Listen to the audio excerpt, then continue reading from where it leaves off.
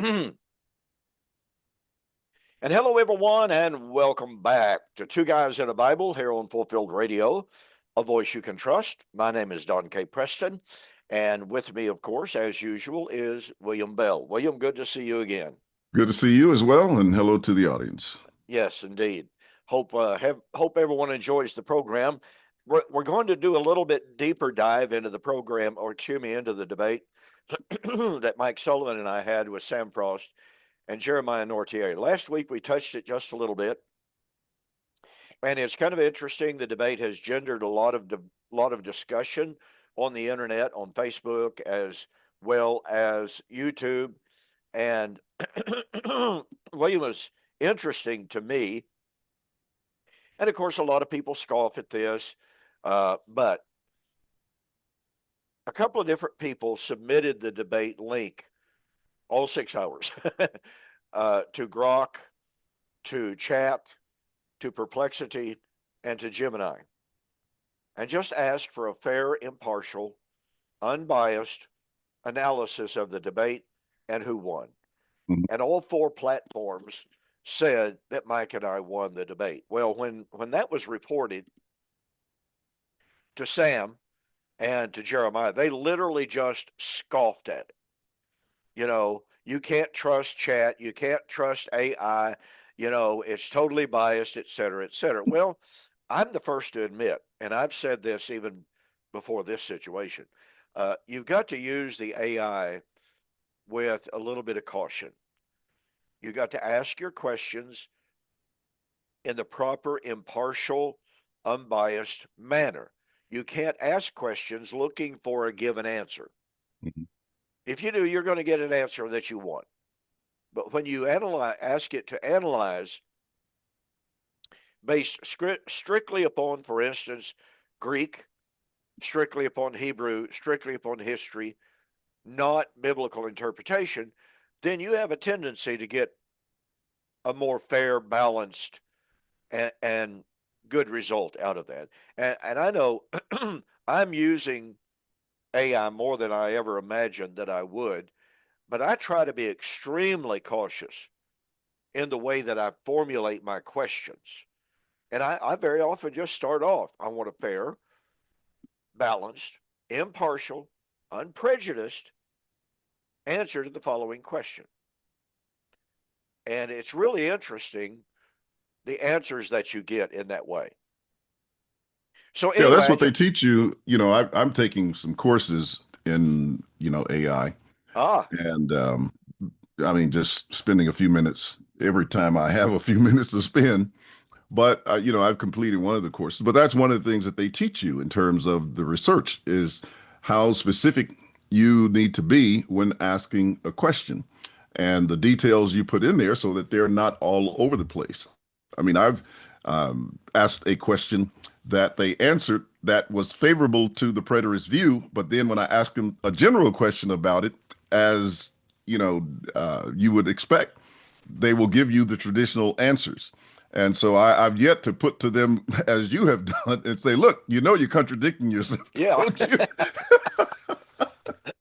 Well, as a matter of fact, that since you raised that, um, fascinatingly enough and ironically enough, even though Sam Frost chided us for using AI, he said, I never use it.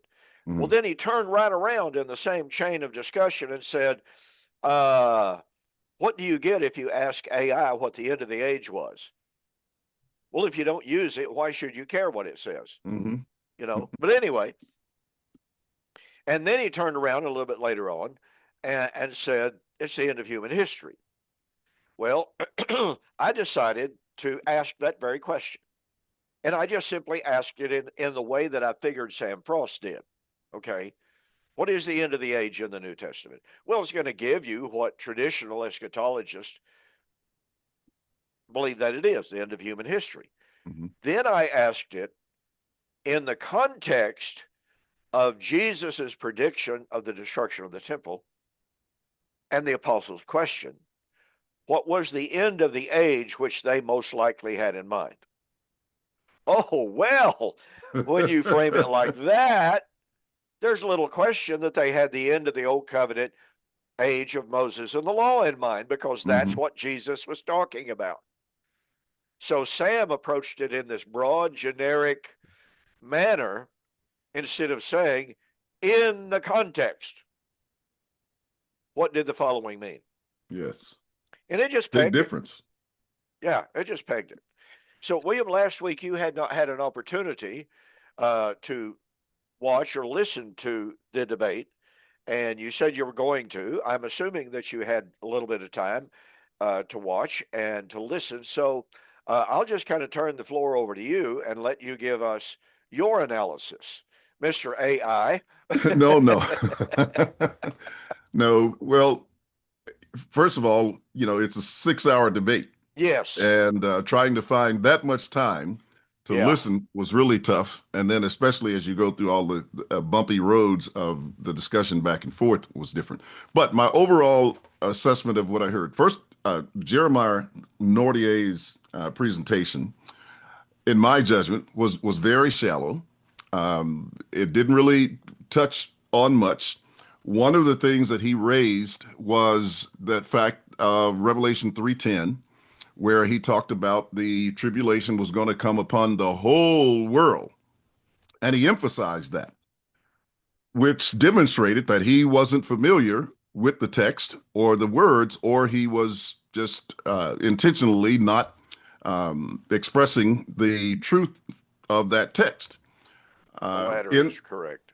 in in that passage, when he talks about the tribulation coming upon the whole world, he's talking about the orkumene, but also he's saying that it was about to come Right. upon the whole world. And so that falls directly in line with Revelation 1, verse 1, where those were things that were shortly to come to pass, that the time was near. And that's verses 1, verse 3. And then in verse 19, once again, these are the things that are about to occur. So you've already had 3 verses in the beginning of the book to tell you that these things were soon to come, at hand, and about to occur. And those who read the book know that you have similar statements in the middle of the book. For example, in chapter 12, and which, the ultimate in the book was the one of the ultimates in terms of judgment was the destruction of the Satan. And he says that was shortly to be done. And then when you get to the end, in chapter 22, once again, he repeats the same time statements that you have in the first part of the book. So that being the case, and of course, alluding back to Daniel, because that's where that information is taken from. And so you have Daniel saying, seal up the book because the time is not at hand, seal up the vision. And then here is John, within 600 years saying, do not seal the book, or excuse me, Daniel said it was not at hand. He was told it was not at hand. Right. Seal up the book for the time is not. But here's John saying that it is. So all of that's, being covered up in this presentation that he does. And then to go to Revelation 3, that talks about, the tribulation that was to come upon all that was about to come. And then on the orkumene, which is the same world that's mentioned in Matthew chapter 24. And as you know, I've paralleled Matthew 24 with Acts 17, which is, the whole world where God says all men everywhere were to repent, but it's the same orkumene, same apostles, same scope, same everything that you find in Matthew chapter 24, where, most reasonable Bible exegetes will see as 70 AD, unless they got, a tack in their shoe for preterism and or against preterism. And so that just really said a lot about his presentation to begin. I think another point that he made and tried to really push was the same Jesus. Oh, yeah. And, what does the text say about the same Jesus? Well, that's another text I looked into over the years. I wrote an article on it in Living Present some years ago. Yep. And then even in looking at it lately, the text shall, when it speaks of it, I think it's a grammatical problem, the way most people try to interpret it, because the phrase in like manner actually modifies, it's an adverbial phrase that modifies shall so come. So it's not talking about the nature or the substance of the body of Christ in terms of what that is at his coming. It's talking about the similarity in the way he left and the similarity in the way he would return. He left in clouds, he would return in clouds. That's what that language is focused on.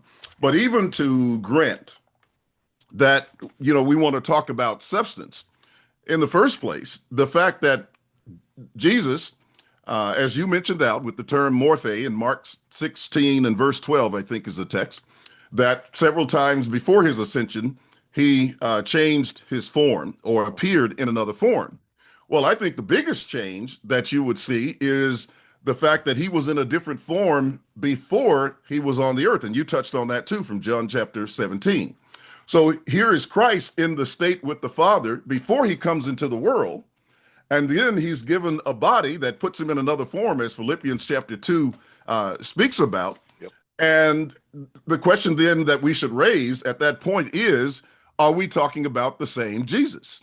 Or did he become someone different than he was when he was with the Father from the beginning? And your argument was, Father, glorify me with the glory that I had with you before the world was. And so that's a text suggesting that Jesus was going to assume all of what he had given up, as Philippians says in Philippians 2, 5 through 8. And the other point on that is that people miss, and this is a discussion I've had with the people who assume that Philippians 3:21, which again is dealing with form in one sense, but primarily the shame honor motif in that text. But one thing they fail to cover, and you talked about this too in your response, because you appealed to Hebrews 5, in the days of his flesh, etc. But the point there is Christ took on the form of a servant. And the Bible says that he humbled himself. All right. Well, that had already occurred prior to his death. As a matter of fact, that's the reason that he was able to die, was because he had taken on a body, that he had taken on the form of man. But the real point in that text that's being compared with Philippians chapter 3 is the fact that after he had become a man, not the fact that he had become a man, after he had become a man, the text then says he humbled himself to become obedient even to the death of the cross. So that's the word tapenosis in the text. Now, when you read Philippians 3 and verse 21, when he says the body, and literally, I like the rendering, the body of the humiliation of us. So now he's comparing the same state of the church with that state of Christ after he was in the flesh and what he did, which is he humbled himself. Now he's showing the humiliation of the church, the body of the humiliation of us. So there is solidarity between the state that they both faced as a result of the sufferings that Jesus had and the sufferings that the church had. And that has nothing to do with their physiology. It has nothing to do with their biology. That is all about their suffering in a state of humility, in suffering, some of whom were martyred, some suffered other injustices, etc. But that's the correlation between those two passages, and not one of physical substance. So his argument on, it must be the same Jesus. And then if you really want to get to it, you have people who totally dismiss or want to dismiss the correlations between the physical and the spiritual, in the sense that if you have physical eyes, you can't have spiritual eyes. Well, how does that work? In a text like Ephesians 1 and verse 18, the eyes of your understanding being enlightened, for what purpose? That you may know what is the hope of his calling. In other words, he's telling you the realm and the eyes that should be used to understand the hope that is in Scripture are the eyes of your understanding, your perception, your knowledge that's guided by the revelation of God.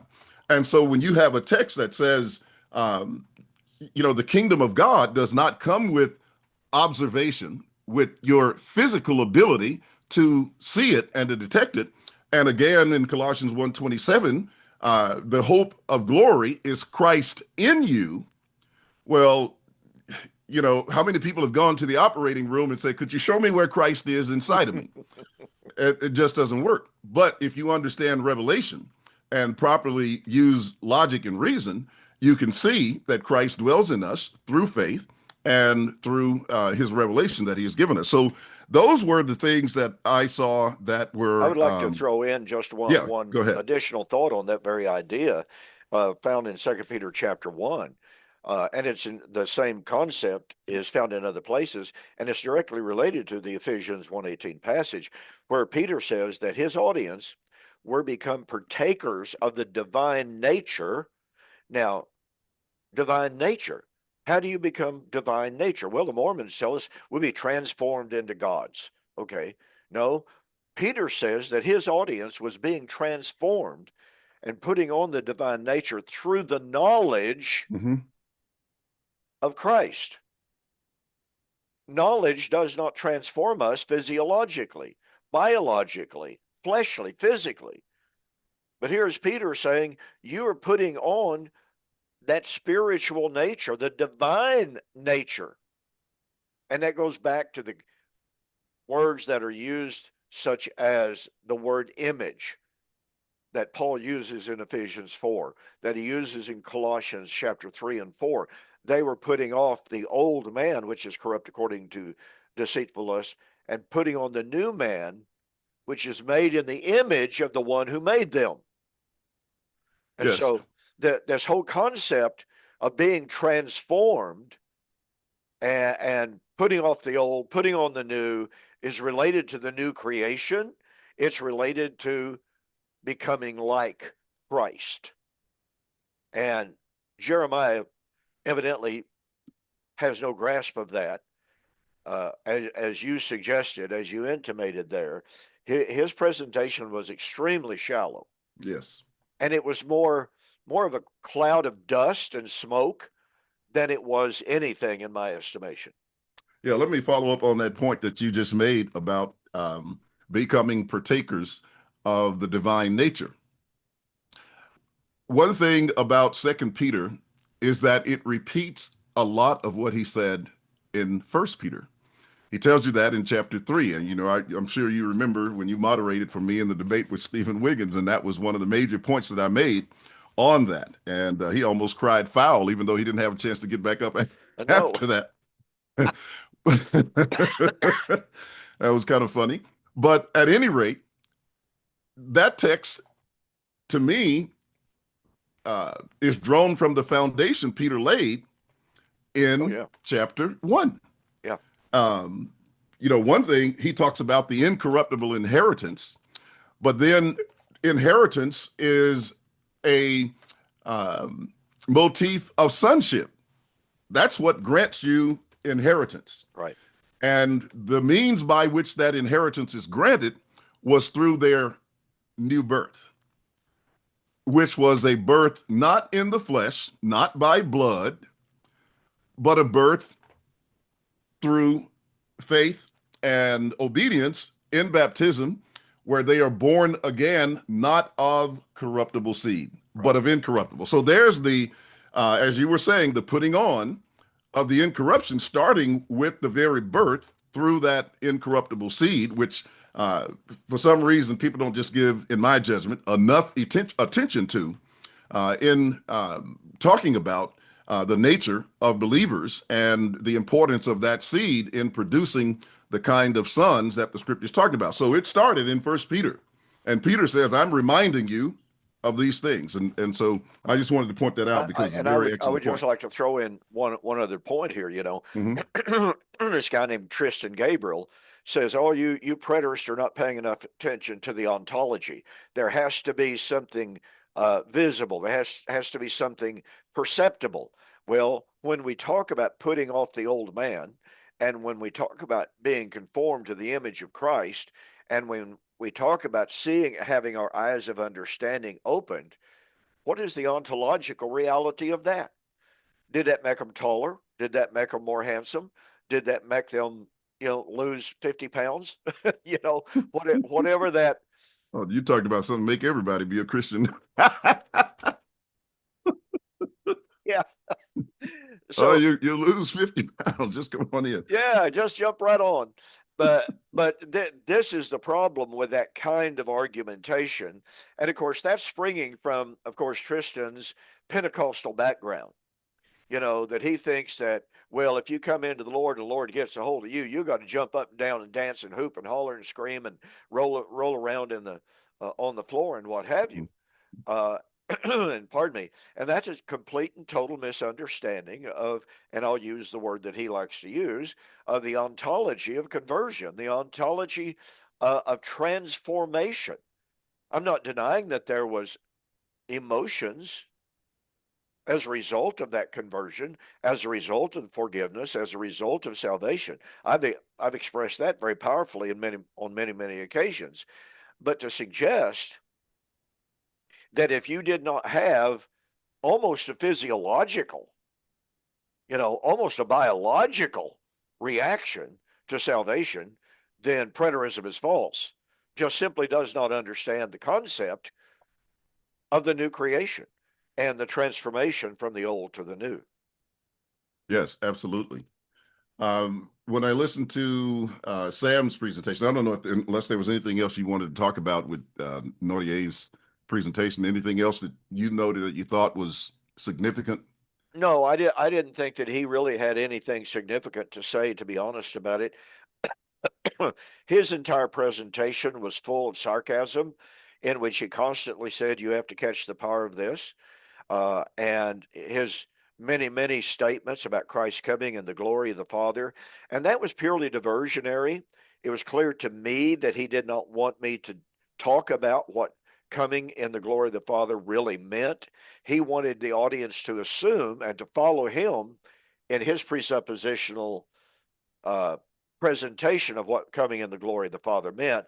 And of course, he meant by that physically, visibly, bodily at the end of human history, which is not what that language means. Mm-hmm. When I listened to Sam, his presentation, it appeared that what he wanted to do was to ground the audience in his breadth of knowledge, of just, scholarly information, etc., which was, in my judgment, an avoidance of the text. Sure.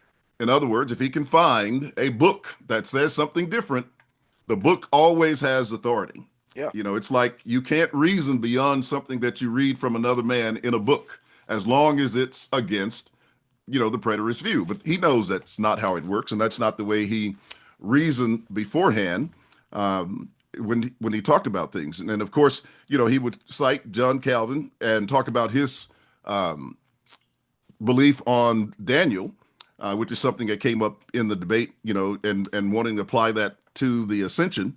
But another thing that he spoke about was the time in a text like Matthew 10, and basically saying that Jesus didn't just give a sign. There was no single sign. Or no, he said it was a single sign. Yeah. He said the only thing that Christ gave for his coming was a sign, a single sign, and that multiple signs were not taught in scriptures. And I'm wondering, has he ever read Second Thessalonians? Did he read actually the book of Matthew? No. Because all of those things, and that's the way the text leads off. When will these things, plural, be? And what will be the sign of your coming and of the end of the age? Well, that's an elliptical statement. Yep. Because literally it would be saying, when will these things be? What will be the sign of your coming and of the end of the age? Now, we understand the way Christ answered the question, in Luke and Mark, in one of them, he boils it down to just two items, and one, he puts it all in one, but he lets you know that that's a composite question, the way Matthew divided. And then he goes on to talk about the signs, the wars and rumors of wars. The way he used that was just absolutely amazing. You see, he says it's not yet. And so these things happen all through time. No, they don't happen all through time if they were the signs of these things that are listed in the context. And so that's one issue. And then you have the signs of the false apostles that would come. You have the signs of the gospel going to all the world. You have the signs of the sun, moon, and stars, falling, which are not literal, by the way, as you know. And then the ultimate sign there, in terms of really manifesting his coming, his presence, was the fall of the temple that's found in verse 30. But even if you look at that, of course, we can talk about the tribulation as well. That was one. But when you look in 2 Thessalonians 2, even just talking about the man of sin, he said the falling, the Lord will not come first, or the parousia will not come first, unless there is the falling away. Well, that's one sign they had to look for. And the man of lawlessness, who was showing himself as God, sitting in the temple of God. Well, here's a big problem for them, because the very same event that Jesus gave in Matthew 24 is found in 2 Thessalonians 2. Because if he sat in the temple of God, where's the temple? All right, Sam and Nordier waiting on Jesus to rebuild the temple, or someone, the Jews, to rebuild the temple so that they can have their second coming fulfilled. That's the only way it's going to happen. It's got to be in that temple setting. So what temple are they looking for? What temple are they saying? And I wouldn't doubt if they say, well, that's just in the holy temple of God that we see in the book of Revelation that is going to happen. Since he has adopted the historicist view, Frost has, and I'm assuming Nortier is following him blindly in that, but nonetheless, having adopted the historicist view, he would say, well, he sits in the temple of God. Well, that's the end time man of sin setting himself up in the apostate church. Mm-hmm. So, which is a view that I was raised in. That's the Roman Catholic Pope, sits in the temple of God, and he will be the persecutor of the saints, of the true saints at the end of time, which would be a sign, by the way. But, to me, one of the fallacies, of many, many, many fallacies that Frost especially was guilty of, is the emphasis on that singular sign. Mm-hmm. What shall be the sign? Okay. And as you've already pointed out, there were numerous signs. But Sam is completely ignoring the reality of heterosis, which, as you have observed on many different occasions, heterosis is the use of a singular to emphasize and to be inclusive of plural. But it's for emphasizing the seriousness, emphasizing the gravity of something that's going on. So it's being used, the word singular is a singular word, is being used as a collective of the entire scope of the time, mm-hmm. of the time of the end. And of course, you don't always have time, as you well know, in a debate to say, wait a minute, Sam, this is a case of heterosis. How do I know that? Well, because look at all of the other signs. And by the way, William, I don't know if you have this in your notes or not, but I found it so ironic that at one point in the debate, Sam goes, I don't see AD 70 in this text. I don't see destruction of Jerusalem in this text. Now, he's guilty of a negative fallacy and saying, well, if certain words, terms, and phrases are not found in a text, then a doctrine is not there. And yet they were debating that Matthew chapter 2, or the Olivet Discourse, predicts the end of human history, which term is not found anywhere in the Bible. So you talk about illogical, you talk about self-contradictory, But they were just trying to make little gotcha points like that throughout the debate. They weren't focused on exegesis. But here's the second point I wanted to make, and they'll let you pick it up here.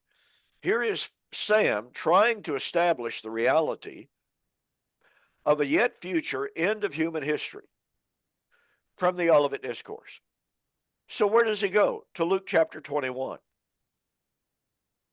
But Luke chapter 21 contains not a word in the apostles' questions about his coming or the end of the age.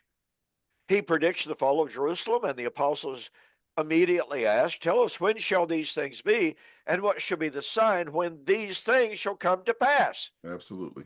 There's only one issue. There's only one subject on the mind and the hearts of the apostles. Yet what does Sam do? He ignores their question about the fall of the temple and then says, Jesus is talking about the end of human history, which they never asked about in Luke. Yeah, that's absolutely correct. And that's what I was referring to about, how the Gospels phrase that question differently. And Luke is the one, thanks for that reminder.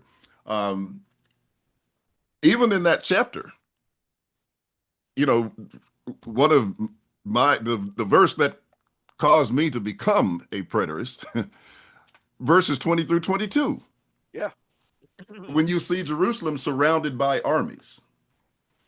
Well, I guess the Roman army is going to surround all cities. any city, any city. You bet. That's a huge army. But at any rate, he says, then that's when its desolation would be near, and then tells them to flee. And not only that, he says the men of Jerusalem shall fall by the edge of the sword. Exactly. And, that whole question, or whole statement about fleeing, don't return back to get your clothes. If this is the end of history, what's the concern there? You mean you got to go back and get your favorite T-shirt and so you can carry it off to heaven? So that doesn't make any sense as well. And then when you look at the statements there, you have in verse 28, when you see these things, look up, lift up your heads, for your redemption draws near. That's the audience relevance in the text. And again, in verse 31, so likewise, when you see all these things come to pass, know that the kingdom has drawn near. Well, what's interesting with that is, just like we're seeing how these synoptic writers phrase things differently, speak about them differently, Luke uses one word to encompass everything Matthew did in chapter 25. Every parable in Matthew 25 is about the kingdom. Yep. And here is Luke saying, I'm talking about the kingdom, which is the same one over in Matthew. But he says, when you see these things, look up, lift up your head, for the kingdom of God is at hand. And then right after that, he shows you that Matthew 25 can't be divided, because he says all these things will take place in this generation. Well, that covers the entirety of Matthew chapter 25. And that's important. I wanted to go back to the statement that you were making when you're making some excellent points about the apostasy that Sam Frost is saying that happens during the time of Catholicism and during that time. Well, in 2 Thessalonians, didn't Paul say, remember these things I said to you while I was with you? So when did Paul visit the Roman Catholic Church? Yeah. When was he involved at that period of time? He's talking about something that was contemporary, that they knew about, that he had interacted with them on. And you have the evidence right there in Acts chapter 17, where he goes to the church in Thessalonica. So he's definitely familiar with that congregation. They had interacted. And the very tenses used there demonstrate that was something that was ongoing at that point. So, yeah. All of these things.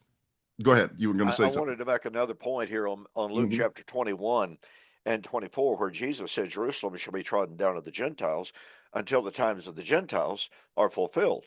Well, Sam, he ran right through it. And of course, at that particular point, this is Q&A. Pardon me. And I didn't have the time to follow up on. But Sam Frost said the times of the Gentiles, until the times of the Gentiles are fulfilled, means when the last Gentile is converted. And I just, oh man, I wanted to buy 5 minutes right there. I wanted to raise my hand and say, Donnie, super chat, I'll give you $50 if you let me have 5 minutes. Because you will not find a more eisegetic, non-relevant, non-contextual twist on a biblical text than what you find in Sam Frost on this text. Jerusalem shall be trodden down until the times of the Gentiles are fulfilled. Well, the key here is the word that is translated as trodden down. It's from the Greek word pateo. Mm-hmm. And Mike and I, last week in our program, in which we discussed, I made the following observation. The word pateo never refers to simple political oppression, financial distress, physical illness. It is active, violent oppression. It's used in Lamentations chapter 1, in which Jeremiah looks back on the destruction of Jerusalem, and he says that the Lord had trodden Israel down, Jerusalem down. It's used in Isaiah 63, when Isaiah is looking back at the destruction of Edom at the hands of the Babylonians, and said the Lord had trodden down Idumea in the wrath of his anger, in his wrath. It's even used in Luke chapter 10 and verse 18, in which Jesus has sent the apostles out, to heal, to cast out demons. They came back. They were thrilled that the spirits were subject to them. And he says, well, you need rather to rejoice that your names are written in heaven. But he said, I sent you out to tread down on the serpents. Well, if you're like most people, you're not very gently just kind of brushing a snake aside. You're stomping on that thing to kill it. Well, that's the force of pateo. And so for Sam Frost, who supposedly knows the Greek so well, 2 weeks ago he was on Facebook bragging about he had been reading the Greek for 30 years and the last 20 years academically. Well, then he ought to know better. I don't know. I'm not a Greek scholar. I've never claimed to be, as I said during the debate. But I know what pateo means. And it means a violent military conflict, active military or violent oppression. And Jesus said Jerusalem would be under that kind of oppression, trodden down until the times of the Gentiles are fulfilled. So, if Sam Frost is right, then since from 70 AD until the present moment and until the end of human history, that means that Jerusalem must be in active military oppression and conflict. Anybody who knows anything about history knows there have been long, long, long periods of time in which Jerusalem was not under any military conflict or oppression at all. And so it's really distressing to me, William, when someone makes their boast about being such a great scholar and they're willing to make statements that are just grammatically, linguistically, absolutely, utterly false. And that anybody with even a smattering of the Greek, like me, can instantly see the fallacy of it. And yet Sam does that in his commentary on Daniel, for instance. In his comments on Daniel 7, Daniel 9, Daniel chapter 12, commenting on Daniel chapter 9, verse 26, the people of the prince that shall come shall destroy the city and the sanctuary. And Sam Frost says, There are some translations that render this destroy, but that's not correct. Well, the moment I read, and believe you me, I don't know a hen scratching of Hebrew, but I do know what the translations say. There is not one single translation that I have found, and I've looked at 59 translations on Bible Gateway. Mm-hmm. Okay, you can go, anybody can go there. Just look up all English translations of Daniel 9, 26 and 27. So Sam Frost says some translations render this as shall destroy, but that's not correct. It means to ruin. No, it doesn't mean that. Every single Greek translation, except one, and I'll give that in a moment, renders this the people of the prince that shall come shall destroy the city and the sanctuary. So here's another example of where we got Sam Frost claiming to be this great linguistic scholar, and yet he is diametrically opposed to 59 translations of the scripture. Now, this includes committee translations of multiple scholars on the committees, as well as single men translations. And here's Sam Frost setting himself up against every single one of them. And there are other examples of that in his book on Daniel, in which he just says, makes a bold claim about the Hebrew and about the meaning of a given text. And all you have to do is go to Bible Gateway, and you find out there are no translations, none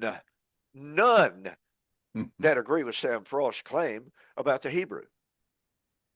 So it's really distressing to me when I encounter comments like Sam Frost made during the debate. Oh, well, times of the Gentiles, that's when the last Gentile will be converted. That is an absolute violation. As we've already noted, Jerusalem shall be, when you see Jerusalem surrounded by the armies, her desolation is nigh. Her men shall fall by the edge of the sword. She shall be trodden down of the Gentiles until the times of the Gentiles are fulfilled. I mean, everything that he says about it violates context. Absolutely. And as was pointed out, you have Revelation 11:2 with the same phrase, same statement. And same Greek word, pateo. Same Greek word, yes. How are you going to make that till the last Gentile is destroyed? And he gives you a time phrase. He's dealing with the same subject that's found in Luke 21. It's the temple, and limiting that to the same time that Jerusalem was destroyed by the Romans. So, that really shows the contradiction that he has there, and not using that term correctly when it comes down to the word pateo. So, absolutely. Pardon me. There were many, many times during the debate that I thought Sam completely lost his cool. And other people have noted Obviously, this. no doubt about it. When he would hold up a book in front of the camera and thump on that, or he would, pound on his chest and what have or you. get right here in the microphone and just mutter. I mean, it was horrible. It really honestly was. And look, any number of people, I mean, it's amazing the number of people that commented on how childish and how immature, how unprofessional he was in his conduct in that debate. And here's another thing, William, in our preliminary discussions and negotiations, one of the very first things that I set out, to which Jeremiah and Sam Frost agreed, neither party will interrupt the other. No talking over, no interrupting at all. And they both said, of course not. And yet anybody who watched the debate, and this is one of the complaints that countless number of people had, Sam and Jeremiah talked over. They interrupted us. They would not let us talk. They wouldn't let us finish a sentence and what have you without interrupting us. Mm-hmm. And yet they thought that was cute, I guess, even though, and I had to remind them of that, And I called him down on it, but it didn't do one bit of good. And even Donnie got to the point that he realized, this is out of hand. And he actually muted Sam on 2 occasions.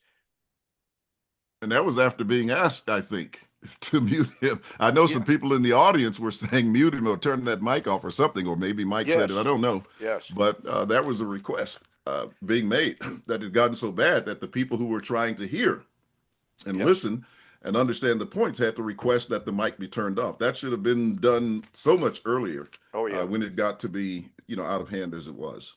Yeah, that is for sure.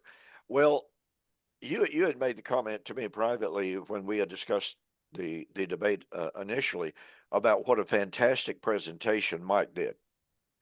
Yeah, make a few I was comments? going to make a point or two on that. I watched the entirety of Mike's presentation. It was very dense in terms of the material that he presented. It was a lot thick. of material. Yeah, it was thick. It was thick. Yes, it was. So I have to confess that I hadn't gone through it as thoroughly as I need to in order to really give him justice for what he did. But one of his opening premise was that Matthew 24 and the Olivet Discourse was, one context, that it was dealing with one coming of Christ. And he mentioned that it was spiritually fulfilled in 70 AD. And therefore, the conclusion was that spiritual coming of Christ was fulfilled in 70 AD. Now, that was the main premise of his presentation. But that's what was ignored during the whole time of the debate. They didn't want to really engage in that particular proposition. And I know that, the rest of his arguments were solid. They were there. But like I said, I listened to that one last week. I kind of listened to some of the others today, due to time. Yeah. And didn't have as much time to go back to it. So I'm going to go back and listen to it just for my own personal education on it. Well, you're going to love it. Oh, I'm sure. Yeah. I'm sure. I thought where Mike also was really brilliant was in the cross-examination when he was when he was definitely taking them to task over some of the points that had been raised during the debate. The interaction with Nortier, to the extent that Nortier, just after attempting maybe one or two of Mike's questions and a lot of interruption with that, he just said, "Well, Sam, do you want to take this?" I mean, he was he was trying his best off to Sam to hand off to Sam on that. And when you look at what he was saying about it, in Matthew 24, you have the skeptics. They're saying, well, Matthew 24 is not that important. Matthew 20, and people taking that position of Matthew 24. Well, look, you've got the skeptics, the German rationalists who checked out of the Bible, if you please, because of Matthew 24. That's right. You have the Jews who made their, I'm sure you remember that website, Jews for Judaism, I think it was. Yes. When they were making this claim, this is how we know Jesus is not the Messiah, because of the statements he made in Matthew chapter 24 about, he was coming before the end of the age, etc. And then you have the Muslims who do the same. I pointed out some years ago, I went to this meeting with Muslim guy, and I think it was Jabril Muhammad, who at the time, I know he was one of the communicators for that organization. And they had written an article in the paper. I hate to this day, I don't have that paper. But, they had used texts like, the at-hand statements in Matthew and in the book of Acts, and also in First Peter, etc., to argue that Jesus said he was coming and the world was going to end in the first century, and it didn't happen. So we know that he's false. So you've got the major religious groups out there. You have the German scholars that, most people who know anything respect them for their knowledge and their intellect and their contributions. And then you have the Jews who have, a definite interest in the words of Christ to disprove that he's the Messiah. And then you have the Muslims who are doing the same thing. And on top of that, you even have some leading Christians Yeah. who use the same arguments to say that Christ was mistaken. And these are some of the most ridiculous verses you can find in all the scripture. Yeah. Well, with that kind of interest in the text, how do you say? And they all agreed that what he was teaching was that his coming was going to happen in the first century. They just said it didn't because they couldn't figure out how it happened. And then to have these guys come and try to trivialize it as though it doesn't mean anything. And so that was, in my judgment, one of the major contributions in terms of Mike Sullivan's proposition that he laid out that everybody dodged in the entirety of the debate. Yeah. Well, one of the things of beauty of Mike was how, and a little bit of a backstory here. Sam Frost has written this book, Daniel Unplugged. Mm-hmm. And in that book, he denies that Daniel chapter 2, Nebuchadnezzar's vision, is messianic. When he comes to Daniel chapter 7, he denies it's messianic, except Daniel 7, 13, 14. I saw in the night visions one like unto the Son of Man coming on the clouds of heaven, and he came before the Ancient of Days, etc. That is a parenthetical insertion into the text that is unrelated to any of the rest of the vision.